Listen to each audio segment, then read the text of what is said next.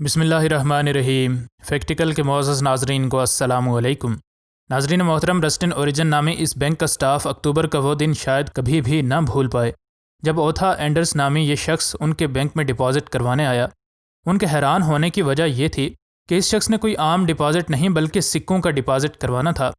ان سکوں کو یہ شخص 45 سال تک جمع کرتا رہا تھا، اور جب بینک والوں نے اس کی ان سکوں کی کل مالیت اس شخص کو بتائی تو یقیناً اس کو بھی اپنی سماعتوں پر یقین نہیں آیا ہوگا۔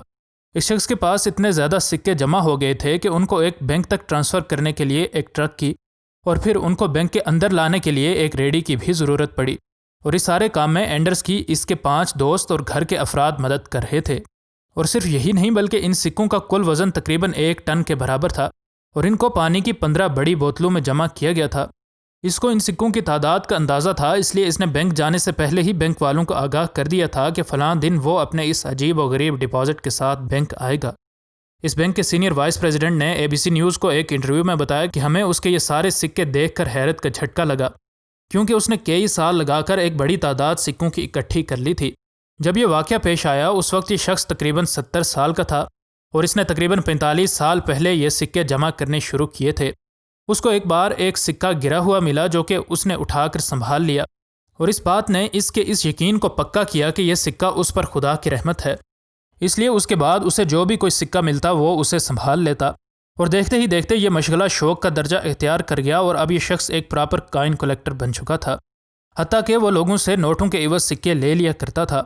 اس نے بتایا کہ وہ جس اسکول میں جاب کرتا ہے اس کے بچوں کو بھی پتہ چل گیا تھا کہ میں کائن کلیکٹر ہوں، اور وہ مجھے سکے لا کر دیتے تھے، لیکن میں نے نہ تو کبھی اپنی بیوی سے اور نہ ہی ان بچوں سے ان سکوں کے عوض رقم ادا کیے بغیر کوئی بھی سکہ لیا۔ انہوں نے مزید یہ بھی بتایا کہ اس کام میں میرے ایک دوست نے بہت مدد کی، کیونکہ وہ بھی ایک کائن کلیکٹر تھا۔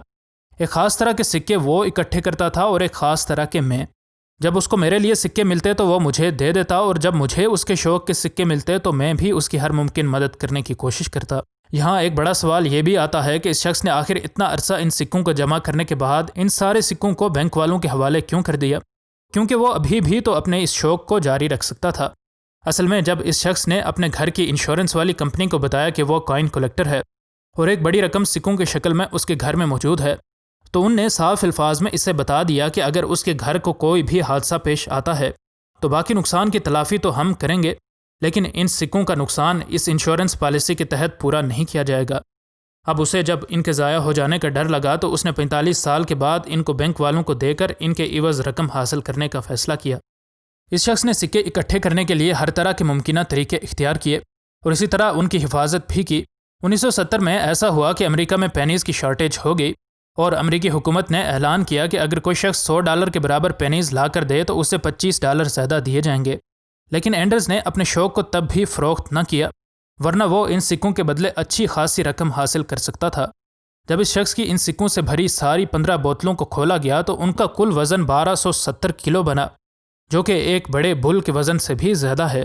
اب یہ 15 کی 15 بوتلیں بینک پہنچ چکی تھیں، اور اگلا کام ان سکوں کو بوتلوں سے نکالنا تھا۔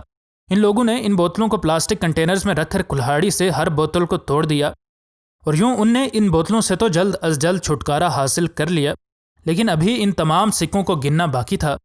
یہ بات تو طے تھی کہ 1270 کلو وزنی ان سکوں کو ہاتھ سے گنتے ہوئے ایک مدت لگ سکتی تھی، لیکن ان بینک والوں کے پاس ان سکوں کو گننے کے لیے آٹومیٹک مشینز موجود تھیں۔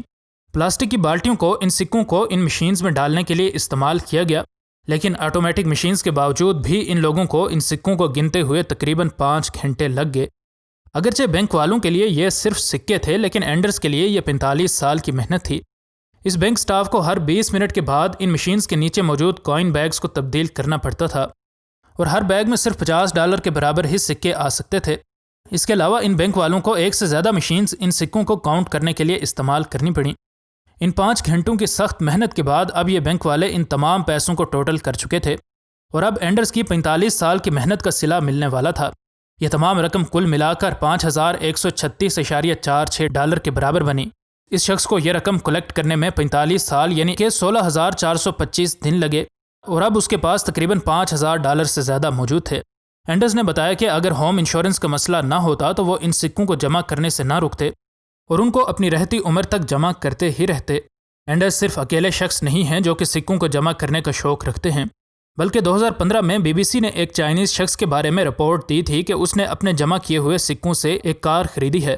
اب یہاں سب سے بڑا سوال یہ تھا کہ یہ شخص ان سارے پیسوں کے ساتھ کیا کرنے والا ہے۔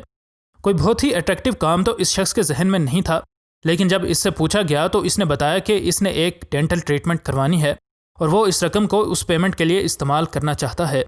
اگر آپ میں سے بھی کوئی اس طرح کا شوق رکھتا ہے، کمنٹ باکس میں اپنا شوق اور اپنی کہانی ہم سے ضرور شیئر کریں۔